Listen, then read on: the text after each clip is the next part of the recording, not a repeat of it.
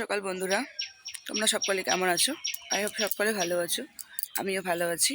তো দেখতে দেখতে এখন হচ্ছে বাজে 6:30, 6:30, 7টাই বেজে গেছে। আমি এমনিতে বাবার বাড়ি আসলে একটু লেট করেই উঠি। তো দেখতে দেখতে 7টা দিন কেটে গেল, খুব খারাপ লাগছে। শেষে আজকে আমার বিদায়ের পালা, বাপের বাড়ি থেকে চলে যাওয়ার পালা। মন মেজাজ সত্যি খুব খারাপ সকাল থেকে, যে আজকে আমি চলে যাব। তো আজকে সারাদিন আমি কি করছি সবটাই তোমাদের সঙ্গে শেয়ার করব। চলো ভিডিওটা দেখতে থাকো।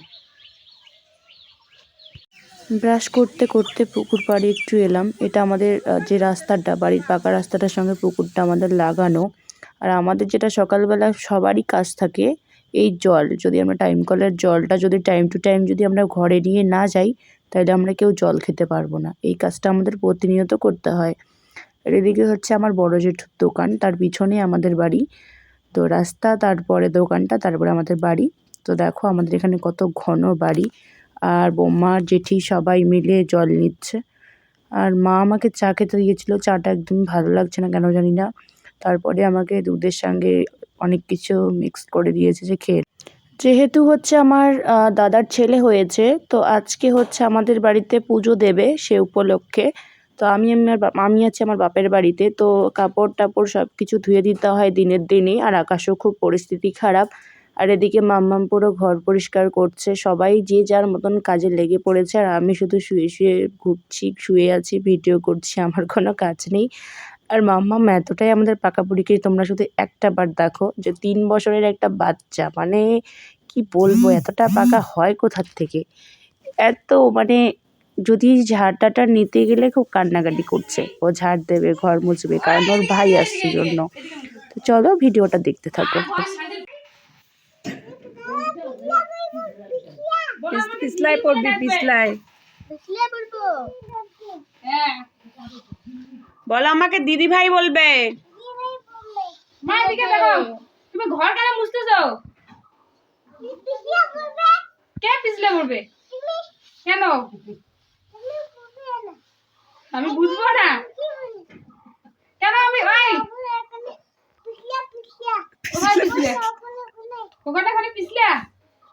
এদিকে বৌদি ভাই হাসপাতাল থেকে বাড়ি এসে বাবাইকে শুয়ে রেখে বসে আছে একটু।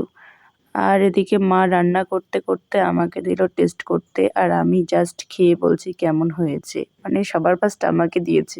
আমি রেডি হয়েছি, শুধু ড্রেসটা পরবো, ওই সময় শুরু হলো বৃষ্টি। তো শুধু বৃষ্টি পড়ছে, সেরকম আজকে হাওয়া বা সেরকম কিছু নেই। তো শুধু বৃষ্টিটাই পড়ছে। আর এদিকে বাড়িতে পুজোর আয়োজনও শুরু হয়ে গেছে, আমি সেটা দেখাতে পারছি না। তো চলো দেখি বৃষ্টিটা কতক্ষণ থামে, তারপরে বাড়ি যাব। কারেন্ট চলে গেছে, তাই একটু অন্ধকার অন্ধকার লাগবে। আর প্রায় হচ্ছে বিকেলটা ঘনিয়ে এলো, সন্ধ্যার মানে প্রায় কাছাকাছি। তো বাবা আম এনেছে, তো আমি একটা আম কেটেছি, আমটা ভালো মিষ্টি আছে। সবাইকে দেওয়ার পরে, মানে 4টা আম এনেছে, একটা আম কেটে সবাইকে দেওয়ার পরে আমি খাবো।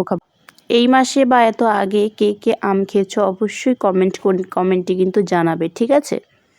আর লাইনটা এসেছে, আমার বাবা এদিকে দেখো আমার জন্য পিড়ি বানাচ্ছে। আমি যে রুটি বাড়িতে খেতে পাচ্ছি না, সেই পিড়িটা বানাচ্ছে। আমি রুটি বানাবো এটাতে, তো পিড়িটা আমি নিয়ে যাবো, বাবা আমার কাঠের কাজ করে।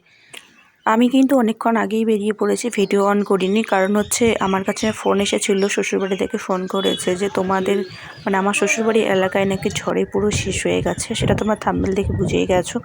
তো চলো, তো তাড়াহুড়া করে বাড়ি থেকে বেরিয়ে পড়েছি, কারণ আমি শুনেছি যেটা সেটা শুনে আর থাকার মতন অবস্থায় ছিলাম না, যে সব কিছু শেষ হয়ে গেছে ঝড়ে।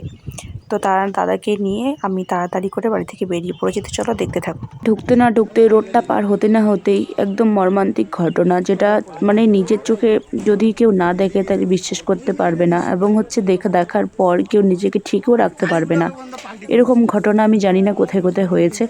তবে আমাদের জলপাইগুড়ি জেলার ময়নাগুড়ি ব্লগের বিভিন্ন এলাকায় এই ঘটনাটা ঘটেছে। সত্যি আমি এটা দেখার পর আমি নিজেকে ধরে রাখতে পারছি না, ঠিকভাবে কথা বলতে পারছি না।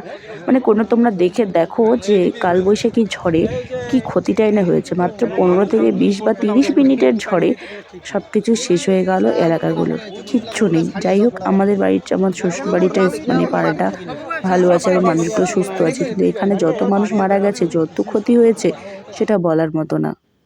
সব কিছু শেষ হয়ে গেল, চারিদিকটা একেবারে শূন্য হয়ে গেল এলাকাগুলোর। সত্যি দুঃখের বিষয়। তো বন্ধুরা, কালকে তো আমি রাত্রেবেলায় বাড়ি চলে এসেছি। বাড়ি চলে আসার পর আমি এই ময়নাগুড়ি ব্লকের, মানে জলপাইগুড়ি জেলার ময়নাগুড়ি ব্লকের যে পার্শ্ববর্তী এলাকাগুলো আছে এবং বিভিন্ন জায়গাগুলো, আমার শ্বশুরবাড়ি এলাকাগুলো দেখে আমি হতভম্ব হয়ে পড়েছি। মানুষজন, গাছপালা, পশু পাখি এতভাবে চ্যাপ্টা লেগে মানে মারা গিয়েছে, সঙ্গে সঙ্গে এমন এমন অবস্থা এদিকে ঝড়ের জন্য, সেটা তোমরা ভিডিওর মধ্যে দেখতেই পেলে। তারপরেও আর ভিডিও করার কোনো মন থাকে না, কোনো ইচ্ছে থাকে না। সত্যি খুব খারাপ লাগছে সব কিছু দেখার পর, নিজের চোখে যখন দেখেছি সত্যি খুব খারাপ লাগছে। তো কালকে রাত্রেবেলা আমি আর কোনো ভিডিও করিনি, সেই নিয়ে রাতটা কেটে গেছে কোনোরকমভাবে, সেরকমভাবে ঘুমও হয়নি। আজকে সকালবেলা একটু উঠে চান টান সেরে পুজো টুজো দিয়ে নিয়ে সকালের কাজকর্মগুলো, বাসি কাজগুলো গুছিয়ে, যেহেতু আমি এক সপ্তাহ বাড়িতে ছিলাম না, বাড়িতে অনেক কাজ জড়ো হয়ে গেছে, সব কাজ সেরে এখন একটু খাওয়া দাওয়ার পর্বটা সেরে দুপুরের জন্য রান্না বসাই দেবো। তো যাই হোক, আজকের মতো ভিডিওটা এ পর্যন্তই। ভিডিওটা তোমাদের কেমন লাগলো অবশ্যই কমেন্ট করে জানাবে। ভালো লাগলে লাইক, কমেন্ট, শেয়ার এবং সাবস্ক্রাইব করবে। তোমাদের দিকে ঝড় কেমন হলো সেটা কমেন্টে জানাবে। আর সকলেই সতর্ক এবং সাবধানে থাকবে, যাতে এমন ঘটনা থেকে, মানে যদিও ওটা নিয়তির খেলা, কিছু করার নেই, এখানে হঠাৎ করে হয়ে গেছিলো, তবু সাবধানে থাকাটাই ভালো। তো যাই হোক, আজকের মতো ভিডিওটা এখানেই শেষ করছি। তোমরা সবাই ভালো থেকো, সুস্থ থেকো।